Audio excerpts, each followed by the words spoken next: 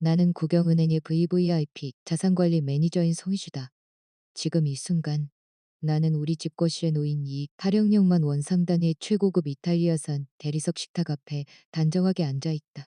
내 앞에는 마치 굶주린 늑대떼처럼 달려들어 음식을 탐하는 가족들이 있다. 공기 중에는 기름진 갈비찜 냄새와 남편의 몸에서 배어나온 저급한 담배 연기, 그리고 비릿한 욕망의 냄새가 뒤섞여 흐르고 있었다. 내 남편 조현우는 내 옆에 앉아 제 동생 조진우의 앞접시에 마지막 남은 갈빗대를 연신 옮겨 담느라 여념이 없었다. 식탁 맞은편에는 신도시 변두리 어딘가에서 올라온 목청 하나는 층간소음을 뚫고도 남을 내 시어머니 박옥자 여사가 앉아 있었다. 그녀는 젓가락으로 밥그릇을 신경질적으로 두드리며 챙그랑거리는 소음을 내고 있었다. 그 소리는 내 인내심의 한계를 시험하듯 고막을 긁어댔다. 형수님, 제발 말 좀 해보세요. 조진우가 입안 가득 고기를 쑤셔 넣은 채 우물거리며 말을 내뱉었다. 그가 입을 벌릴 때마다 씹다 남은 음식물이 튀어 하얀 식탁보 위에 지저분한 얼룩을 남겼다. 지순의 집에서 요구하는 게 장난이 아니에요. 현금으로만 1억 8천을 요구하는 데다 예물로 순금 세트까지 해달라지 뭐예요. 요즘 금값이 금값인 거 아시잖아요. 그거 다 합치면 못해도 수억은 깨질 텐데 저한테 무슨 돈이 있겠어요? 나는 한 모금의 레몬수를 아주 천천히 들이켰다. 위장에서부터 치밀어 오르는 불쾌감을 억누르며 나는 무심하게 그를 훑어보았다. 돈이 없으면 결혼을 안 하면 되지. 아니면 그런 예물을 요구하지 않는 여자를 찾든가. 그 말이 떨어지기 무섭게 시어머니가 젓가락을 식탁 위에 탕 소리가 나게 내려놓았다. 그녀의 뱀 같은 눈이 치켜 올라갔다. 얘, 너 말이 어쩜 그러니? 진우는 네 친동생이나 다름없는 애야. 형수라면 어미 같은 마음을 가져야지. 집에 금산은산을 쌓아두고 살면서 동생이 장가도 못 가고 늙어주는 꼴을 봐야 속이 시원하겠어. 어머니, 화 좀 가라앉히세요. 남편 현우가 급히 분위기를 수습하려 들었다. 하지만 그의 손은 식탁 아래에서 내 옷자락을 비굴하게 잡아당기고 있었다. 그의 눈빛에는 애처로운 간청이 서려 있었다. 희주야, 얘도 그냥 해본 말일 거야. 그게 아니라 여보. 사실 진우 말은 우리 집에 당장 융통할 수 있는 게 좀 있잖아. 드디어 본색을 드러내는구나. 나는 컵을 내려놓고 비웃음 섞인 미소로 현우를 바라보았다. 융통할 수 있는 거라니? 설마 내 혼수를 말하는 거야? 현우의 얼굴 근육이 미세하게 경련했다. 선량한 남편이라는 가면을 유지하려 애쓰는 기색이 역력했다. 아니, 네 혼수를 뺏겠다는 게 아니라 잠시 빌리자는 거지. 우리 침실 금고 안에 보관하고 있는 거 있잖아. 그 1형 케이지짜리 골드바 말이야. 그의 말이 채 끝나기도 전에 내가 평온한 목소리로 뒷말을 이었다. 마치 오늘 날씨가 참 좋다는 말을 하듯이. 1형 케이지이라. 지금 금 시세로 치면 1억억이 훌쩍 넘는 돈이네. 식탁 위로 순식간에 정적이 흘렀다. 시어머니의 눈은 전구에 불이 들어온 것처럼 탐욕으로 번뜩였다. 조진우는 씹던 고기를 삼키지도 못한 채 침을 꿀꺽 삼켰다. 그의 목젖이 격렬하게 요동쳤다. 맞아, 여보. 어차피 금고 안에서 잠자고 있는 거잖아. 요즘 금값이 계속 오르기만 하는데 그걸 좀 꺼내서 진우 결혼 비용으로 쓰고 나중에 진우가 돈 벌어서 갚으면 되잖아. 안 그래? 갚는다고? 나는 가벼운 헛웃음을 내뱉으며 조진우를 날카롭게 쏘아보았다. 진우 도련님, 전문대 졸업하고 3년 동안 직장을 8번이나 바꿨지? 지금도 부모님 용돈이나 축내고 있는데 대체 뭘로 갚겠다는 거야? 목숨이라도 내놓겠다는 건가? 아니면 위조지폐라도 찍어내겠다는 건가? 송이주, 조현우가 갑자기 자리를 박차고 일어났다. 얼굴이 시뻘겋게 달아오른 그가 고함을 쳤다. 말을 왜 그렇게 잔인하게 해? 가족끼린 이건 내 것이 어디 있어? 네 금이 곧 우리 집 금이지. 급한 불부터 꺼야 할 거 아냐. 지금 동생 인생이 걸린 문제라고. 급한 불인지 밑빠진 독인지 내가 모를 줄 알아? 나는 차가운 시선으로 그를 올려다보았다. 조현우, 우리 결혼한 지 3년 됐지. 네 월급 통장 나한테 맡긴다고 했으면서 매달 온갖 핑계로 분실 신고하고 재발급 받아서 돈 빼돌린 거 내가 모를 줄 알았어? 시골집 리모델링 비용, 아버님 병원비, 진우 차 살 때 보탠 계약금까지 전부 내 지갑에서 나갔어. 이제는 내 홀수까지 탐을래? 너희는 내가 호구로 보여서 아주 단체로 빨대를 꽂기로 작정한 모양인데. 착각하지 마. 시어머니는 몸을 부르르 떨며 내 코앞에 삿대질을 해댔다. 이 독한 년. 돈 좀 있다고 요새 떠는 거냐? 우리 아들은 공기업대리야. 너 같은 계집애한테 과분한 사람이라고. 오늘 그 금덩어리 내놓기 전에는 한 발자국도 못 나갈 줄 알아. 나는 천천히 자리에서 일어났다. 상스러운 노부인과 탐욕에 눈이 먼 조진우. 그리고 당혹감과 분노가 뒤섞인 표정의 조연우를 내려다보았다. 금고 비밀번호는 나만 알아. 그리고 열쇠는 내 가방 안에 있지. 나는 우아하게 가방을 챙기고 옷매무새를 다듬었다. 그 금덩어리가 갖고 싶으면 나를 죽이고 가져가든가. 등 뒤에서 쏟아지는 욕설과 그릇 깨지는 소리를 뒤로 한 채 나는 서재로 걸어가 문을 잠갔다. 문틀에 몸을 기댄 채 깊은 숨을 몰아쉬었다. 서재의 방음 시설은 훌륭해서 거실의 소음은 대부분 차단되었지만 벽 너머에서 느껴지는 그 탐욕스러운 시선까지 막을 수는 없었다. 그들은 지금 벽을 뚫고서라도 안방 금고를 훔쳐보고 싶어 할 것이다. 나는 휴대폰을 꺼내 숨겨진 앱을 실행했다. 화면에는 안방의 실시간 홈캠 영상이 떠올랐다. 조현우가 안방문 앞에 서서 담배를 피우고 있었다. 자욱한 연기 속에서 그는 높이 솟은 금고를 뱀 같은 눈으로 노려보고 있었다. 그것은 아내가 남편을 보는 눈빛이 아니었다. 금고를 노리는 도둑의 눈빛이었다. 그의 뒤로 조진우가 다가와 목소리를 낮춰 속삭였다. 형, 형수 저러는 거 보니까 진짜 안 줄 기세인데. 그럼 지순애는 어떻게? 올해가 마지노선이야.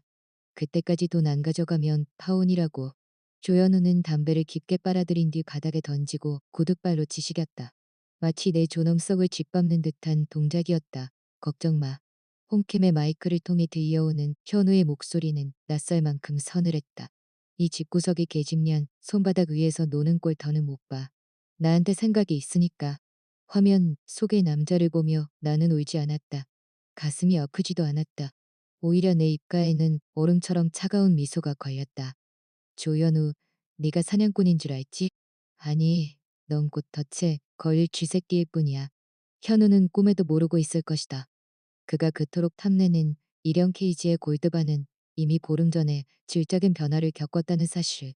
그날은 현우가 시어머니를 모시고 시골 친척집 결혼식에 갔던 주말이었다. 혼자 집에 있던 나에게 어머니가 불쑥 전화를 하셨다. 잠시 후 인테리어 업자 차림을 한 남자 2명과 함께 어머니가 집으로 들어오셨다. 엄마, 갑자기 이게 다 뭐야? 어머니는 대답 대신 남자들에게 무거운 검은색 가방을 안방으로 옮기라고 지시하셨다. 어머니는 올해 55으로 퇴직 전 어느 대기업의 재무총괄 이사를 지내셨던 분이다. 머리칼은 희끗해졌지만 허리는 늘 꼿꼿했고 세상의 이치를 꿰뚫어보는 안목은 여전하셨다. 희주야, 금고 열어라. 어머니의 단호한 명령에 나는 의아해하면서도 금고를 열었다. 그 안에는 1kg짜리 투자용 골드바 10개가 나란히 놓여 있었다. 조명 아래서 눈부시게 빛나는 황금색은 부유함의 상징이자 내가 이 불안한 결혼 생활을 버틸 수 있게 해주는 마지막 자존심이었다. 저기 있는 평범한 캔버스 가방에 다 옮겨 담아 당장 가져갈 거다. 가져가다니? 엄마, 이게 얼마짜리인데. 어머니는 일꾼들을 밖으로 내보내고 방문을 잠그신 뒤 내 손을 잡고 침대에 앉으셨다. 어머니의 표정은 그 어느 때보다 엄숙했다. 희주야, 조 서방이 요즘 금덩어리 이야기를 자주 꺼내지 않더냐? 심장이 덜컥 내려앉았다. 확실히 조진우의 결혼 소식이 들려온 뒤부터 현우는 은근슬쩍 금 시세를 묻거나 장난처럼 그 금을 현금화할 수 있냐고 묻곤 했었다. 그냥 지나가는 말로 한번 물어본 거야. 지나가는 말? 어머니가 냉소적으로 대꾸하셨다. 내가 평생 돈 만지며 산 사람이다. 사람 보는 눈은 돈 세는 것보다 더 정확해. 조서방네 식구들은 전형적인 거머리떼야. 예전에는 네 월급 조금씩 갈아먹는 걸로 만족했겠지만 이제는 네 뿌리까지 뽑아가려 들 거다. 어머니는 가지고 오신 검은 가방을 여셨다. 그 안에는 내 금고에 있던 것과 크기, 색태, 심지어 각인될 로고까지 완벽하게 똑같은 골드바 10개가 들어있었다. 이건 나는 충격으로 말을 잇지 못했다. 초고정밀 도금 납덩어리다. 어머니가 담담하게 말씀하셨다. 내부는 고밀도 납으로 무게를 맞췄고 겉면은 진짜 순금으로 두껍게 도금을 익혔어. 목의 오차는 0, 일치 이내다. 전문 장비로 밀도를 측정하거나 직접 녹여보지 않는 이상 육안이나 손맛으로는 절대 구별 못해. 나는 마른 침을 삼켰다. 엄마, 이걸 바꿔치기 하시겠다는 거야?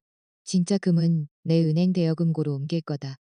그리고 이 가짜들을 네 금고에 채워 넣어. 하지만 굳이 이렇게까지.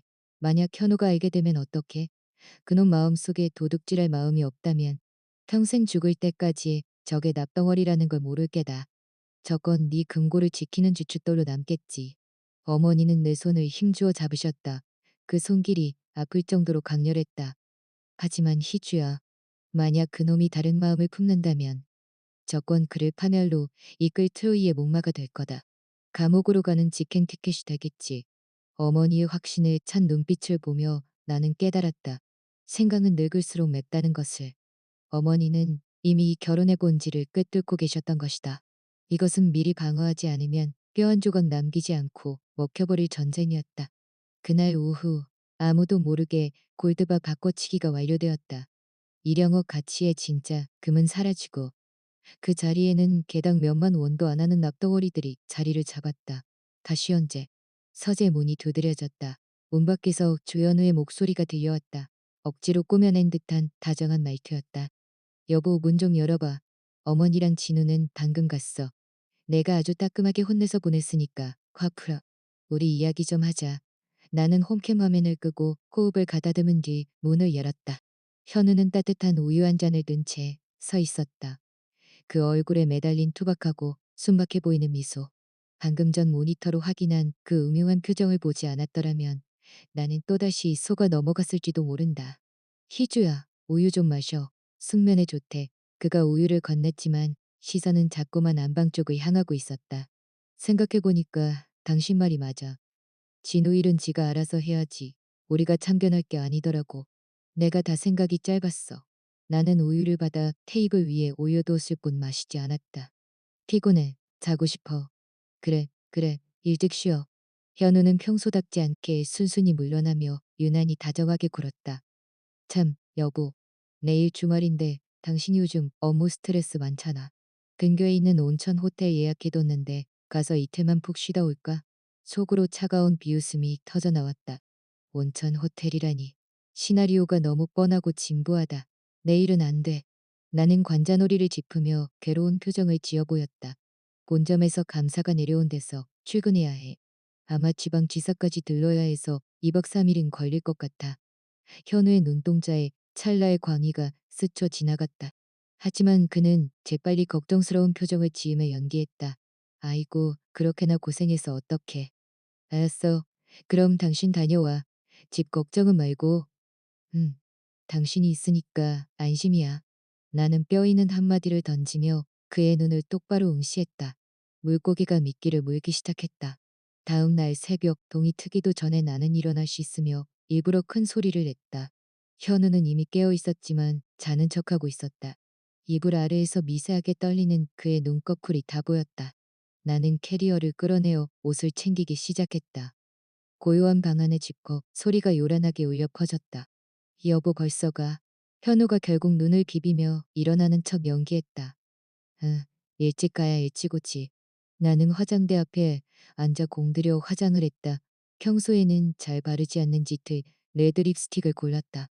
그것은 전투를 앞둔 여전사의 색이었다. 화장을 마친 나는 캐리어를 끌고 현관으로 향했다.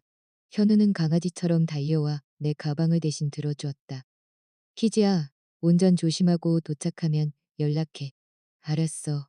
현관을 나서려던 찰나 나는 무엇인가 생각난 듯 멈춰 섰다. 그리고 다시 안방으로 성급히 걸어 들어갔다. 왜 그래? 뭐 잊은 거 있어? 현우가 긴장한 기색으로 뒤를 쫓아왔다. 서류를 하나 두고 왔네. 나는 혁탁 위에 미리 준비해둔 낡은 계약서 뭉치를 집어 가방에 넣었다. 그 과정에서 핑크색 곰돌이가 달린 내 키홀더가 가방에서 스르르 미끄러져 카펫 위로 떨어졌다. 둔탁하지만 조용한 소리가 났다. 그 키홀더에는 집 열쇠와 함께 독특한 십자 모양의 열쇠가 달려 있었다. 그것은 바로 금고의 비상용 예비 열쇠였다. 평소라면 내 몸에 지니거나 은행에 보관해 두었을 물건이지만 오늘만큼은 이곳에 있어야만 했다. 나는 아무것도 모르는 척 가방 지퍼를 닫고 방을 나섰다. 현우는 내 뒤를 따르며 내 가방을 뚫어지게 쳐다보고 있었다. 다행히 그가 열쇠가 떨어지는 장면을 직접 보지는 못한 것 같았다. 아니, 카페 때문에 소리를 듣지 못했을 수도 있다. 하지만 상관없었다. 내가 떠난 뒤 그는 분명 온 집안을 샅샅이 뒤질 테니까. 그리고 그 위치는 조금만 주의를 기울이면 금방 발견할 수 있는 가장 가까우면서도 먼 사각지대였다. 다녀올게. 집 잘 지키고 사고 치지 말고. 걱정 마. 내가 무슨 사고를 치겠어. 현우는 찬란하게 웃으며 내 뺨에 가벼운 입맞춤을 했다. 그 감촉이 너무 구역질나서 당장이라도 토해내고 싶었다. 엘리베이터 문이 닫히며 현우의 위선적인 얼굴이 시야에서 사라졌다. 나는 무표정하게 뺨을 닦아내고 휴대폰을 꺼내 어머니께 메시지를 보냈다. 작전 시작. 아, 지하 주차장을 빠져나온 나는 회사로 향하지 않았다. 집에서 2블록 떨어진 5성급 호텔로 차를 몰았다. 미리 예약해둔 스위트룸에 들어가 커튼을 치고 노트북을 켰다. 집안에 설치된 보안 시스템에 접속했다. 이번 연출을 위해 나는 서재뿐만 아니라 안방 에어컨 환기구, 거실의 셋톱박스 내부 등에 초소형 숨겨진 카메라를 설치해 두었다. 사각지대 없는 완벽한 무대였다. 화면이 켜지자마자 나는 현우의 움직임을 포착했다. 그는 내가 떠난 직후 베란다로 달려가 내 빨간색 차가 단지를 완전히 빠져나가는 것을 확인했다. 그러고는 곧장 휴대폰을 꺼내 전화를 걸었다. 어머니, 나갔어요. 2박 3일 출장이라니까 시간 충분해요. 현우의 목소리는 흥분으로 떨리고 있었다. 네, 제가 지금 바로 손 쓸게요. 진우한테 지순애의 말 잘해두라고 하세요. 오늘 저녁이면 돈 가져간다고. 아, 충분하고 말고요. 1형 케이지인데 그중에 반만 처분해도 1억 8천 전세 금액 예물값까지 다 해결돼요. 나머지는 우리 챙겨서 아버지 수술비도 하고 시골집도 아예 새로 지어버리자고요. 내 재산을 어떻게 나눠 가질지 신나게 떠드는 소리를 들으며 나는 식어버린 커피를 한 모금 마셨다. 차가운 액체가 목구멍을 타고 넘어갔다. 전화를 끄는 현우는 미친 듯이 안방으로 뛰어 들어갔다. 그는 먼저 금고의 비밀번호를 이것저것 눌러보았다. 비밀번호가 일치하지 않습니다. 비밀번호가 일치하지 않습니다. 2건의 오류가 발생하자 금고에서 날카로운 경고음이 울렸다. 현우는 깜짝 놀라 손을 뗐다. 그는 알고 있었다. 3번 더 틀리면 금고가 완전히 잠기고 보안 업체에 통보된다는 것을. 그는 초조하게 방안을 뱅뱅 돌며 욕설을 내뱉었다. 비밀번호를 바꿨단 말이지? 이 독한 년. 열쇠 수리공이라도 불러야 하나? 아니야. 기록이 남으면 위험해. 그는 미친 듯이 방안을 뒤지기 시작했다. 협탁서랍을 빼내고 옷장을 털고 심지어 매트리스까지 들어 올렸다. 하지만 아무것도 나오지 않았다. 그가 절망적인 표정으로 카펫 위에 주저앉았을 때였다. 그의 손끝에 딱딱한 무언가가 걸렸다. 그는 멍하니 고개를 숙였다. 핑크색 곰돌이 키홀더가 마치 그를 비웃듯 조용히 누워 있었다. 현우의 몸이 몇 초간 굳어버렸다. 이내 떨리는 손으로 그 열쇠 뭉치를 집어들었다. 그는 알고 있었다. 그 십자형 열쇠가 그토록 갈구하던 부의 문을 여는 마스터키라는 사실을. 하늘이 돕는구나. 진짜 하늘이 나를 도와. 현우는 미친 사람처럼 낄낄거리며 바닥에서 굴렀다. 그는 벌떡 일어나 열쇠를 들고 금고로 돌진했다. 그 순간 나는 노트북의 녹화 버튼을 눌렀다. 진짜 연극은 이제부터 시작이었다. 딸깍. 고요한 안방에 경쾌한 기계음이 울렸다. 현우에게는 그 어떤 음악보다 감미로운 소리였으리라. 육중한 금고 문이 천천히 열렸다. 나는 화면을 통해 현우가 숨을 멈추고 경건한 자세를 취하는 것을 보았다. 안의 내용물은 낙덩어리로 바뀌었지만 어머니의 솜씨는 완벽했다. 검은색 전용 가방은 원래의 것 그대로였고 묵직한 무게감 역시 조금도 줄어들지 않았다. 현우는 낑낑거리며 금고에서 가방을 꺼내 카페 위로 옮겼다. 1형 케이지의 무게와 가방 무게까지 합치면 상당한 중노동이었지만 그의 얼굴은 붉게 상기되어 활기가 넘쳤다. 대박이다. 진짜 대박이야. 그는 혼잣말을 중얼거리며 떨리는 손으로 가방의 버클을 풀었다. 가방은 잠겨있지 않았다.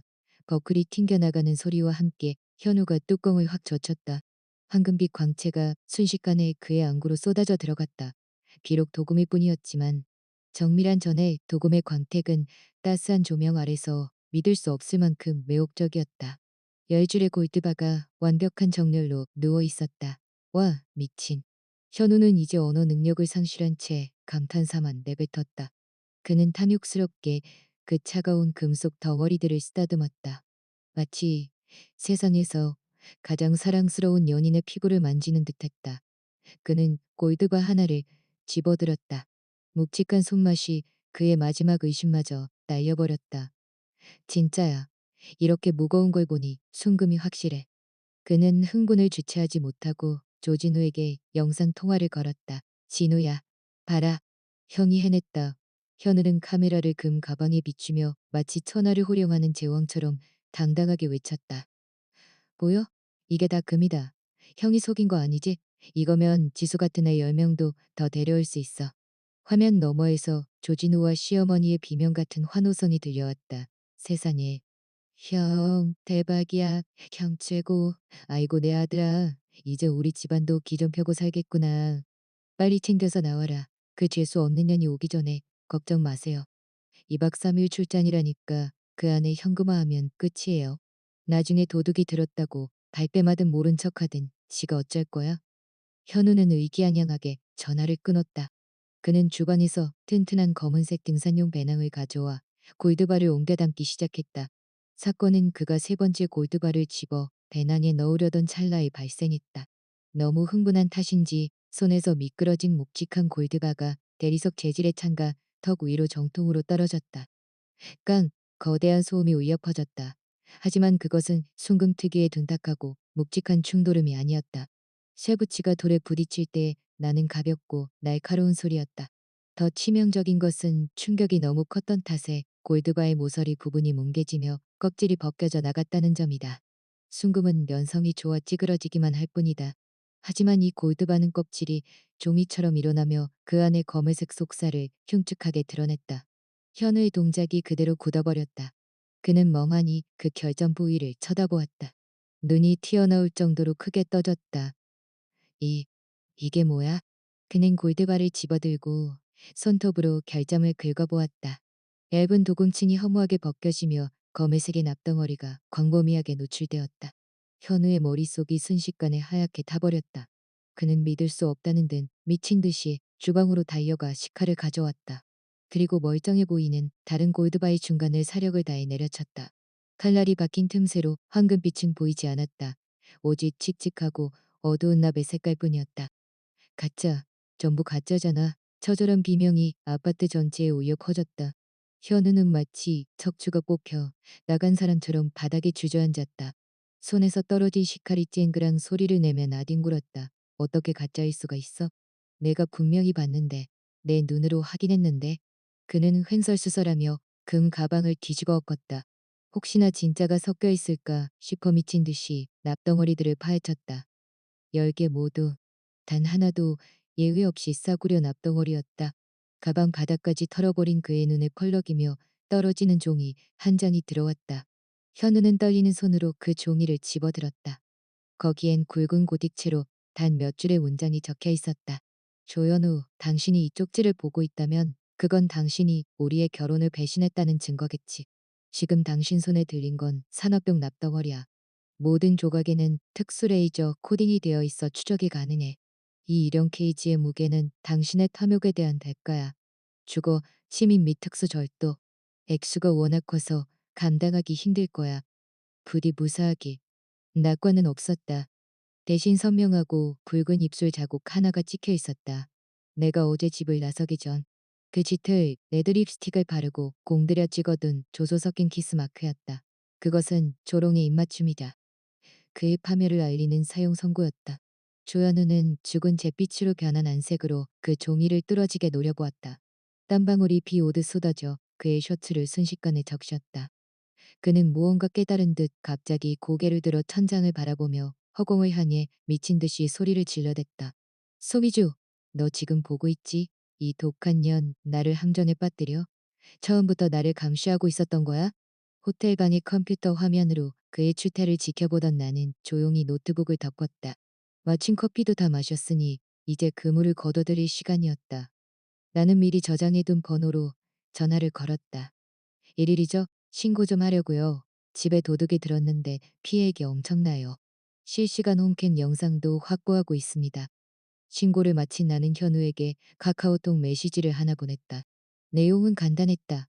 그가 금고에서 금덩어리를 가방에 담고 있는 모습을 캡처한 사진 한 장. 그리고 짧은 문구였다. 여보, 경찰서에서 봐. 메시지를 보내자마자 현우의 전화가 마치 저승사자의 호출처럼 빗발치기 시작했다. 나는 화면에 떠오르는 남편이라는 글자를 차갑게 내려다보며 연신 수신 거부를 눌렀다. 세상이 드디어 고요해지는 기분이었다. 나는 짐을 챙겨 체크아웃을 하고 경찰서로 향했다. 경찰서로 가는 길, 가족 단톡방과 동료 단체방, 심지어 아파트 주민 커뮤니티까지 난리가 났다.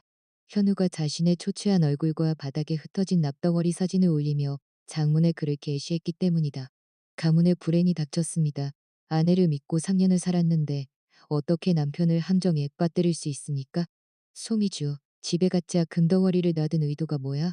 나를 엿먹이려고 작정한 거야? 동생 결혼 때문에 좀 보여주려 한 것뿐인데 그걸로 경찰에 신고를 해? 이게 부부입니까? 여러분, 이런 무서운 여자 조심하세요. 그의 글 아래에는 그의 친척들과 사정을 모르는 사람들의 댓글이 줄줄이 달렸다. 세상에, 집안에 가짜 금을 두고 낚시질을 하다니 너무 영악하네. 이 여자 고통내기가 아니구먼. 부부 사이에 말로 하면 될 걸 경찰까지 불러? 적반하장도 유분수지. 이런 식으로 여론몰이를 하면 도둑질이 정당화될 줄 아는 모양이었다. 나는 경찰서에 도착해 조용히 미리 준비한 USB를 제출했다. 형사님, 여기 우리 집 홈캠 영상입니다. 주거 침입과 절도 과정이 고스란히 담겨 있어요. 피의자는 제 남편 조현우입니다. 그는 저것들이 1억억 상당의 진짜 금이라고 믿고 절취를 시도했으며 이미 물건을 옮기고 파손하는 행위까지 마쳤습니다. 담당장 형사는 심각한 표정으로 USB를 건네받았다. 부부 사이라 할지라도 불법 영득 의사가 확실하고 피해 규모가 크다면 충분히 절도죄가 성립됩니다. 특히 이런 식으로 계획적인 악의가 보인다면 더 엄격하게 조사해야죠. 조사를 받던 중 경찰서 문이 거칠게 열리며 조현우가 들이닥쳤다. 그의 뒤에는 시어머니 박 여사와 동생 진우가 핏대를 세우며 따라 들어왔다. 형사님, 저 여자를 사기죄로 고소하겠습니다. 현우는 나를 보자마자 눈이 뒤집혀 소리를 질렀다. 집안에 가짜 금을 둬서 나를 범죄자로 유도했어요. 이건 함정수사나 다름없는 범죄라고요. 시어머니는 아예 경찰서 바닥에 주저앉아 대성통곡을 하기 시작했다. 아이고, 천벌을 받을 연. 며느리가 남편을 잡아먹으려고 작정을 했네. 경찰 양반, 우리 아들 좀 살려주쇼. 저 독한 년이 우리 아들을 감옥에 보내려고 함정을 봤다니까. 경찰서 로비가 순식간에 시장통처럼 변했다. 장 형사가 책상을 탕소리 나게 내리치며 호통을 쳤다. 조용히 하세요. 여기가 시장 바닥인 줄 압니까? 계속 소란 피우면 전부 유치장에 쳐넣겠습니다. 시어머니의 울음소리가 뚝 그쳤다. 현우 역시 기가 죽었지만 여전히 증오 섞인 눈으로 나를 노려보았다. 내가 사기를 쳤다고? 나는 자리에서 일어나 옷매무새를 가다듬으며 차갑게 응수했다. 내 집 내 금고 안에 무엇을 넣어두든 그건 내 자유야. 그건 내 혼수였고 내 개인 재산이야. 내가 금을 넣어두든 납덩어리를 넣어두든 네가 무슨 상관이지? 오히려 내 허락도 없이 금고를 따고 물건을 빼돌리려 한 건 너잖아. 이게 절도가 아니면 뭐야? 그건 그냥 빌리려고 했던 거야. 우린 가족이잖아. 현우가 억지를 쓰며 소리쳤다. 게다가 그건 가짜잖아. 가짜니까 값어치도 없는데 무슨 절도야? 물건의 진위는 당신의 범행 동기에 영향을 주지 않습니다. 옆에서 지켜보던 내 변호사 왕 변호사가 입을 열었다. 법적으로 절도, 미수나 절도 대상이 가짜라 할지라도 행위자가 주관적으로 그것이 거액의 가치를 지녔다고 믿고 범행을 저질렀다면 절도죄가 성립합니다. 조현우 씨, 당신은 영상 속에서 분명히 저게 1억짜리 진짜 금이라고 말하지 않았습니까? 현우의 얼굴이 순식간에 창백해졌다. 그리고 하나 더. 저 납덩어리들은 단순한 쓰레기가 아닙니다. 산업용 특수 금속으로 제작되어 도금 처리까지 거친 고가의 물건들이죠. 게다가 당신이 파손한 수입산 금고 수리비만 해도 과식력만 원이 넘습니다. 이것만으로도 충분히 입건 기준을 초과합니다. 현우는 완전히 넋이 나간 표정이었다. 그는 내가 그저 얕은 수를 쓴 줄 알았겠지만 나는 이미 그보다 몇 수 앞을 내다보고 있었다. 결국 조현우는 현장에서 긴급 체포되어 추가 조사를 받게 되었고 시어머니와 조진우는 쫓겨나듯 경찰서 밖으로 밀려났다. 소미주, 이 천하의 죽일년. 경찰서 정문을 나서자마자 시어머니가 내 머리채를 잡으려 달려들었다. 하지만 나는 가볍게 몸을 피해 그녀의 손목을 낚아챘다. 지난 3년 동안 헬스장에서 배운 킥복싱이 헛된 것은 아니었다. 어머니, 적당히 하세요. 나는 그녀를 바닥으로 내팽개치듯 뿌리쳤다. 여기는 경찰서 앞이고 사방에 CCTV가 깔려 있어요. 한 번만 더 손대시면 폭행으로 고소해서 아드님 옆방에 넣어드릴 테니까 명심하세요. 시어머니는 내 기세에 눌려 엉덩방아를 지은 채 부르르 떨었다. 독한 년, 정이라곤 농구만큼도 없지. 현우가 다 동생 잘 되라고 한 일인데 그게 무슨 대수라고 애를 감옥에 보내. 도색을 돕는 건 자유지만 내 돈으로 생색내는 건 죄악이죠. 나는 시어머니 뒤에 숨어있던 조진우를 차갑게 쏘아고 왔다. 진우 도련님, 당신도 성인이야. 결혼하고 싶고 차 사고 싶으면 본인이 돈을 벌어서 하세요. 언제까지 형수 피 빨아먹고 살 거야? 그러고도 당신이 남자야? 조진우는 얼굴이 불그락불락해져서 씩씩거렸다. 형수가 돈이 그렇게 많으면서 왜 가짜 금으로 사람을 낚아요? 머리를 개망신 주려고 일부러 그런 거잖아요. 그래, 일부러 그랬어. 나는 당당하게 인정하며 비웃음을 날렸다. 보름 전부터 당신네 식구들 속내를 다 파악했으니까. 돈이 그렇게 필요해? 그럼 저 가방에 든 납덩어리라도 가져가서 고물상에 팔아보든가. 몇만 원은 건질 수 있을 테니 그걸로 전세금에 보태 쓰든지. 너, 너 정말. 조진호가 뒷목을 잡으며 쓰러지려 할 때였다. 내가 가만히 안 둬. 천벌을 받을 거야. 시어머니의 악다구니가 이어지자 나는 멀리서 다가오는 차 한 대를 가리켰다. 천벌이 오기 전에 다른 손님부터 맞이하셔야겠는데요. 익숙한 흰색 아우디 한 대가 서서히 멈춰섰다. 조진우의 얼굴이 현우보다 더 하얗게 질렸다. 그의 약혼녀 지수와 그녀의 부모님이 무서운 기세로 차에서 내리고 있었다. 아무리 현우가 게시물을 빨리 지웠다 해도 이 좁은 지역사회에서 소문은 빛보다 빨랐다. 현우가 아내의 금덩어리를 훔치려다 체포되었다는 소식은 이미 지순의 귀에도 들어간 상태였다. 지수야, 진우가 비굴하게 다가갔지만 지수의 아버지는 말도 섞기 싫다는 듯 진우의 뺨을 세차게 휘갈겼다. 이 파렴치한 자식들. 지수 아버지가 삿대질을 하며 호통쳤다. 우리 집이 눈이 삐었지. 너 같은 사기꾼 집안에 딸을 보내려 했다니. 돈도 없으면서 있는 척은 다 하고. 형수 혼수까지 훔치는 도둑놈 집안인 줄 알았으면 시작도 안 했어. 아버님. 그게 아니라 설명을 좀. 설명은 필요 없어. 지수는 울먹이는 눈으로 손가락에 끼워져 있던 약혼 반지를 빼서 진우의 얼굴에 던져버렸다. 조진우 우리 끝이야. 파혼이라고. 당장 내일까지 예치금 1억 8천만 원 돌려줘. 단돈 1원이라도 모자라면 너희 식구들 전부 사기죄로 고소할 줄 알아. 지순의 식구들은 차갑게 돌아서서 차에 올라탔다. 경찰서 앞에는 절망에 빠진 조진우와 바닥에 주저앉을 시어머니만 덩그러니 남았다. 나는 그 광경을 보며 형언할 수 없는 쾌감을 느꼈다. 하지만 이것은 시작에 불과했다. 조현우는 절도 미수였고 피해 대상이 가짜인데다 가족 간의 문제라는 이유로 변호사의 조력을 받아 일단 보석으로 풀려났다. 하지만 사건은 종결되지 않았고 법적 절차는 계속 진행 중이었다. 하루간에 집에 돌아온 현우는 완전히 껍데기만 남은 모습이었다. 그는 더 이상 나를 분노 어린 눈으로 보지 못했다. 그의 눈에는 깊은 공포가 서려 있었다. 희주야, 우리 대화 좀 하자. 그는 소파에 널브러진 채 갈라진 목소리로 말했다. 대화? 이혼 서류에 도장 찍는 대화라면 환영이지. 나는 그 맞은편에 앉아 금고 열쇠를 만지작거렸다. 꼭 이렇게까지 해야겠어? 내가 잘못했어. 잠시 귀신이 쉬었나 봐. 금도 안 잃어버렸고 돈도 안 빠져나갔잖아. 한 번만 봐줘. 응? 앞으로 다신 안 그럴게. 다신 안 그런다고? 나는 가방에서 두툼한 서류 뭉치를 꺼내 탁자 위에 던졌다. 조현우. 내가 가진 증거가 고작 그 홈캠 영상 하나뿐이라고 생각했어? 현우는 의아한 표정으로 서류를 들여다보다가 이내 손을 파르르 떨기 시작했다. 그것은 그의 지난 몇 년간의 은행 거래, 내역서와 차용증 사본들이었다. 지난 1년 동안 네 월급 50억만 원 중에 나한테 생활비로 준 건 1호양만 원뿐이었지. 남은 돈 다 어디로 갔어? 나는 얼음장 같은 목소리로 추곤했다. 시어머니 시골집 리모델링비로 현경만 원. 조진우 차 계약금으로 이 영식만 원. 게다가 이건 뭐야?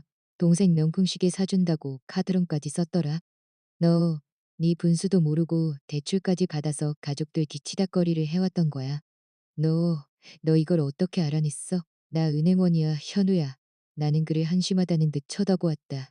내가 마음만 먹으면 네 자금 흐름 정도는 손바닥 아니야. 더 가관인 건 이 돈들이 전부 우리 부부 공동 재산이라는 점이지. 내 동의 없이 공동 재산을 네 원생 가족들을 위해 탕진한 건 법적으로 재산 은닉 및 유기 행위에 해당해. 그게 뭐 어쨌다고 이미 다 쓴 돈인데 쓴 돈은 토해내야지. 나는 몸을 앞으로 숙여 그의 눈을 뚫어지게 응시했다. 이미 법원에 재산 가압류 신청 끝냈고 이혼 소송도 제기했어. 내 요구는 간단해. 첫째 이혼. 둘째, 넌 빈몸으로 나갈 것. 셋째, 네가 빼돌린 부부 공동 재산 2억 원을 전액 반환할 것. 여기에 절도, 미수에 대한 형사 책임까지 더하면 네 남은 인생은 감옥과 빚더미 위에서 보내게 될 거야. 안 돼. 그럴 순 없어. 난 그 돈 없어. 갚을 능력도 없다고. 현우가 비명을 지르며 무너졌다. 그건 네 사정이고 나는 자리에서 일어서며 마지막 슬기를 박았다. 아, 좋은 소식이 하나 더 있어. 그 납덩어리들 말이야. 내가 그냥 산업용이라고만 했지. 사실 우리 엄마가 금이랑 더 비슷하게 만들려고 특수한 재료를 좀 섞었거든. 현우의 눈이 경악으로 커졌다. 무슨 재료? 무게감을 주려고 일부 납덩어리에 미량의 방사성 폐금속을 섞었어.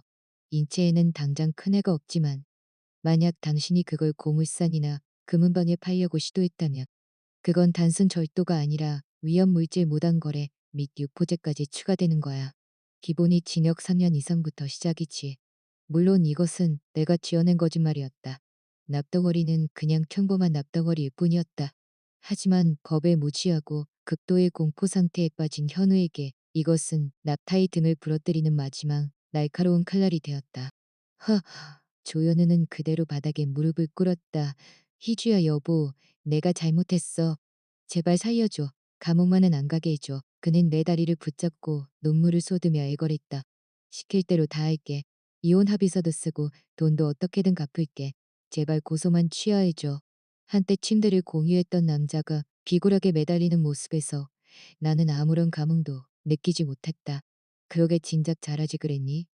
현우의 심리적 방어선은 처참하게 무너졌다. 그는 감옥에 가지 않기 위해 내가 내미는 모든 조건을 수용하기로 했다. 조현우가 백기를 들었지만 그의 원가족은 그렇게 쉽게 포기할 위인들이 아니었다. 다음 날 아침 내가 근무하는 은행 본점 입구에 도착했을 때 그곳에는 이미 시어머니 반 여사가 진을 치고 있었다. 그녀는 천하의 악독한 며느리 송이주를 고발한다. 남편을 함정에 빠뜨려 감옥 보내고 빈손으로 쫓아내는 비정한 여자 같은 문구가 적힌 현수막을 들고 서 있었다. 출근하던 동료들과 행인들이 걸음을 멈추고 웅성거리며 지켜보았고 단 여사는 아예 바닥에 주저앉아 통곡을 하며 내 악행을 폭로하기 시작했다.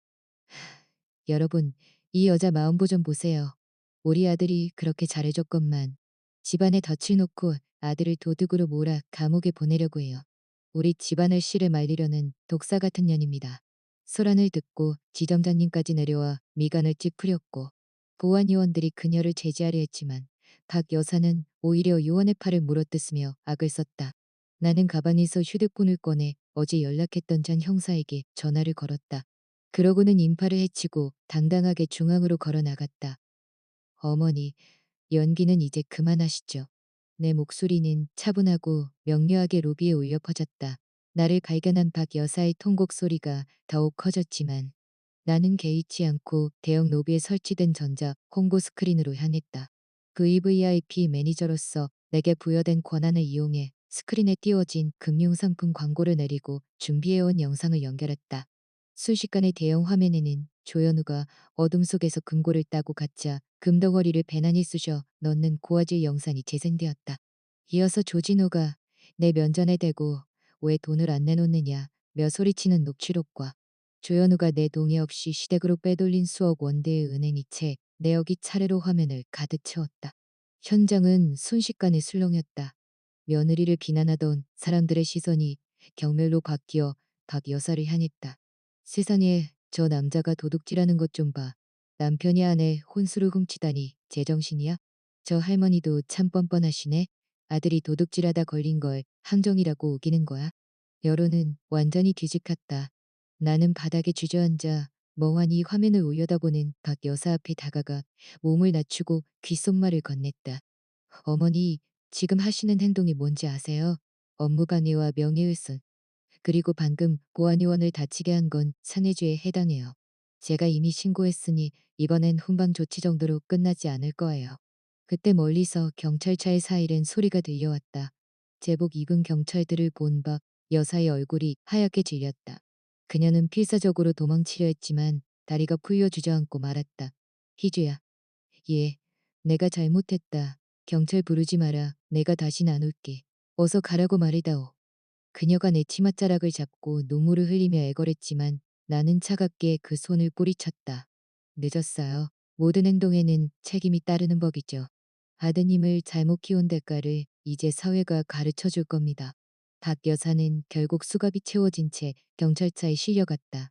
그녀의 절규가 거리에 울려 퍼졌지만 나는 지난 3년 동안 억눌렸던 체증이 반쯤 내려가는 기분을 느끼며 차분하게 사무실로 복귀했다.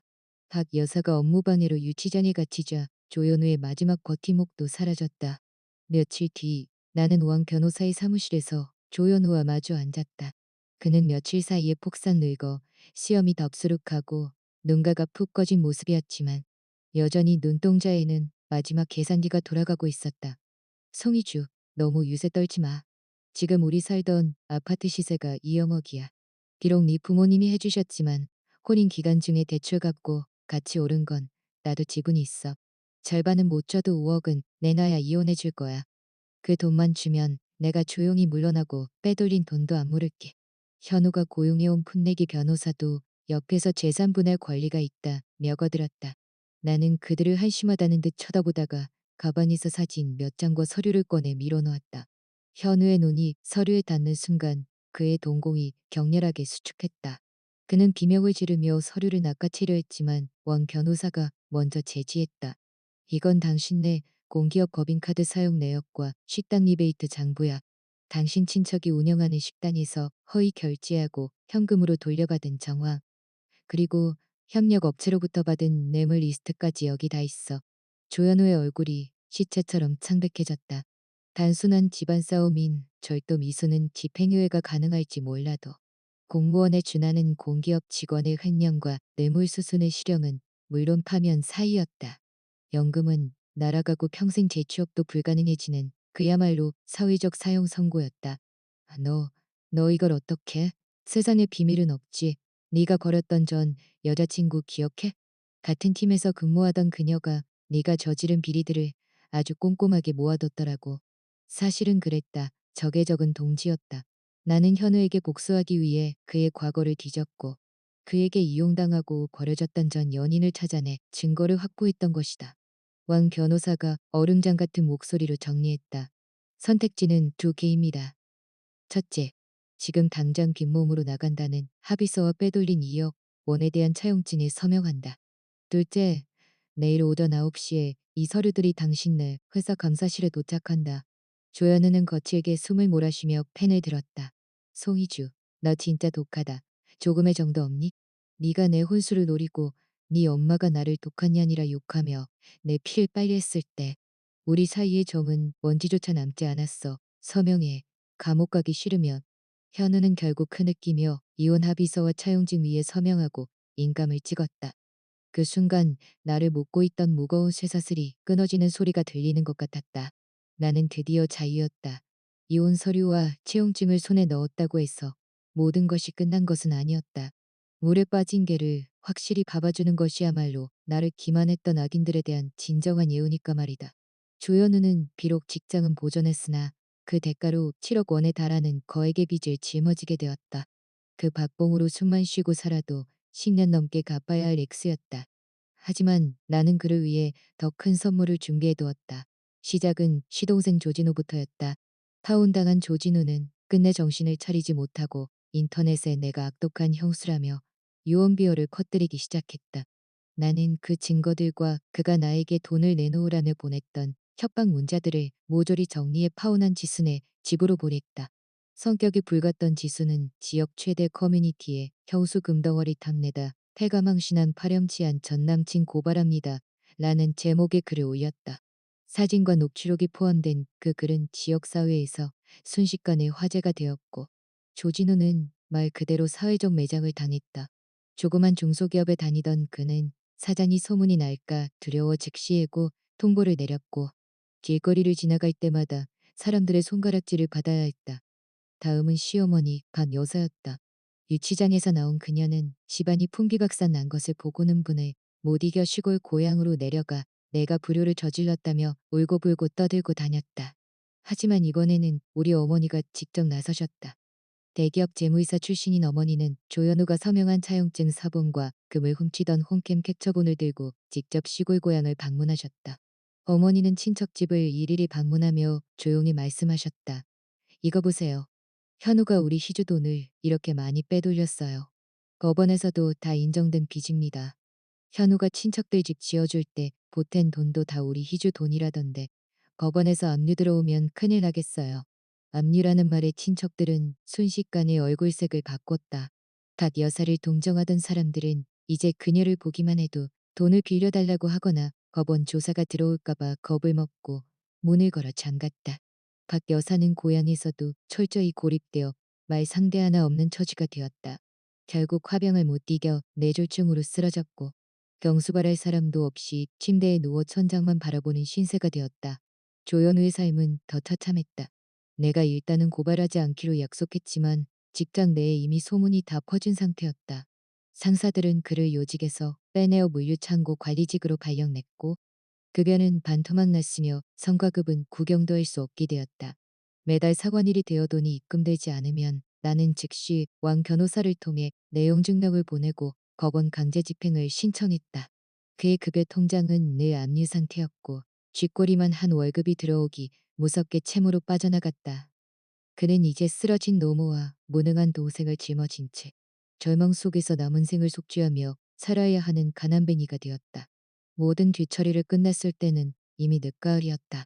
나는 징후와 탐욕으로 얼룩졌던 70평짜리 대형 아파트를 매각했다. 비록 내 혼수 재산이었지만 그것의 공개한 중조차 숨이 막혔기 때문이다. 집을 판 돈과 추징한 돈을 합쳐 시내 중심가에 작고 아담한 펜트하우스를 샀고 남은 돈은 안전한 곳에 투자했다. 이사하던 날 짐 정리를 도와주시던 어머니는 바쁘게 움직이는 내 뒷모습을 보며 눈시울을 붉히셨다. 희주야, 엄마가 미리 사람을 못 봐서 네가 고생이 많았다. 나는 짐 상자를 내려놓고 다가가 어머니를 꼭 안아드렸다. 엄마, 무슨 말씀을 그렇게 하세요? 엄마가 그때 그 가짜 금덩어리 작전을 안 세워주셨으면 저는 지금도 저 사람들을 위해 돈이나 벌고 있었을 거예요.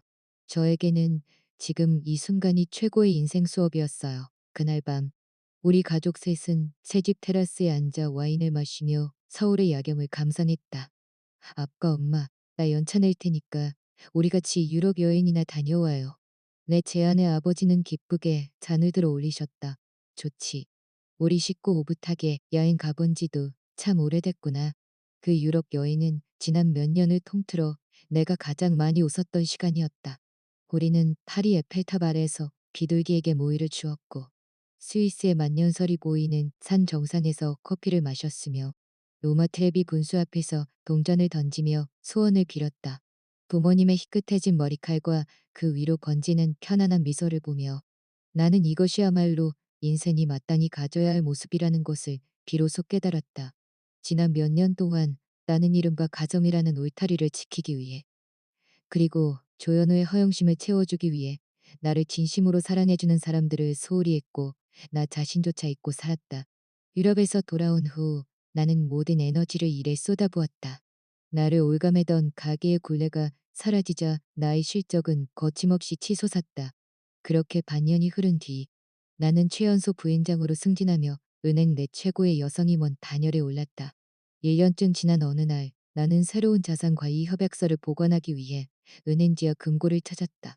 VVIP 대여금고 구역을 지나던 중 나는 무엇에 홀린 듯 발걸음을 멈추고 어머니의 명의로 된 보관함을 열었다. 차가운 철제 문이 열리자 익숙한 검은색 손가방이 정적 속에 놓여 있었다. 가방을 열자 그 안에는 진짜 금덩어리 10개가 묵직한 존재감을 드러내며 누워 있었다. 일정한 온도와 습도가 유지되는 은은한 조명 아래서 그것들은 영원히 변치 않을 황금빛 광채를 내뿜고 있었다. 이제 이것들은 누군가의 혼수도 어떤 남자의 탐욕 대상도 아니었다. 이것은 나의 저력이자 갑옷이며 어머니가 나에게 보내준 소리 없는 그러나 무엇보다 무거운 사랑의 증표였다. 은행 정문을 나서자 기분 좋은 햇살이 쏟아졌다. 길가에는 낡은 전기 오토바이 한 대가 서 있었고 배달원 유니폼을 입은 한 남자가 땀을 뻘뻘 흘리며 건물 안으로 뛰어들어가고 있었다. 수염이 덥수룩하고 초췌한 안색을 한 그는 몹시 서두르는 기색이었는데 너무 급하게 달리다 내 어깨를 칠 뻔했다. 죄송합니다. 정말 죄송합니다. 그는 고개를 숙여 사과하며 비고라리만치 낮은 목소리를 냈다. 나는 선글라스 너머로 그를 가만히 응시했다. 조진우였다. 불과 1년 만에 그는 중년의 형색을 하고 있었다. 들리는 소문에 의하면 고향에서 도저히 살 수 없어 서울로 상경해 배달 일을 하고 있다고 있다. 쓰러진 노모의 병원비를 대고 형 조현우가 남긴 빚을 갚기 위해서였다. 그는 화려한 명품 코트를 입고 서 있는 나를 전혀 알아보지 못한 채 다시 회전문을 향해 다급히 뛰어갔다. 나는 선글라스를 벗고 인파 속으로 사라지는 그의 뒷모습을 보며 옅은 미소를 지었다. 아기는 결국 스스로 뿌린 대로 거두는 법이며 나에게는 아직 가야 할 찬란한 길이 남아 있었다. 나는 뒤돌아 길가에 세워둔 나의 빨간색 포르쉐에 올랐다. 시동을 걸자 엔진의 웅장한 괴눈과 함께 경쾌한 음악이 흘러나왔다. 나는 엑셀을 밟아 복잡한 도심의 차류 속으로 미끄러져 들어갔다. 나의 새로운 인생은 저 멀리서 반짝이며 나를 기다리고 있었다.